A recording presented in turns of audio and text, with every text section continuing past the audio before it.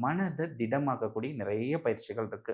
ஏன்னா, நம்ம இந்த வாழ்க்கை வாழணும்னா மனசு கரெக்ட்டா இருந்தா தான் ஏன்னா மனச மட்டும் விட்டுட்டோம்னா, லைஃபே எல்லாமே விட்டுரும். எந்த பிரச்சனை வேணாலும் வந்தா சமாளிக்கணும்னா, நம்மளுடைய மன தைரியம்ங்கிறது ரொம்ப வேணும்.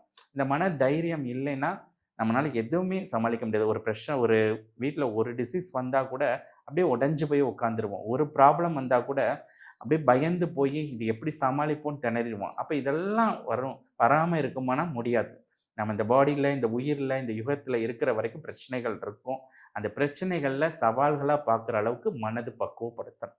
அப்ப இந்த மனதிடம் வேணும். யாருக்குமே பிரச்சனைகளே இல்லாம ஒரு லைஃப் இருக்கணும்னு கடவுள்ட்ட கேட்டோம்னா, அப்படி ஒரு லைஃப் இங்க கிடையவே கிடையாது. இப்ப பாம்புக்கு எடுத்துக்கிட்டீங்கன்னா, கீரிப்புள்ளைட்ட இருந்து அதுக்கு ஒரு பிரச்சனை. அதுலருந்து தப்பிக்கணும் இல்லையா? ஸோ லைஃப் சைக்கிளே தவளை அப்படிதான் வந்து இருக்கு. பாம்புட்ட இருந்து தப்பிக்கணும். நம்ம ஷேர் மார்க்கெட்டு, லோனு, ஸோ பேரு, புகழு, அவமானப்படாம, அசிங்கப்படாம நம்மளுக்கு பல கமிட்மெண்ட் இருக்கு.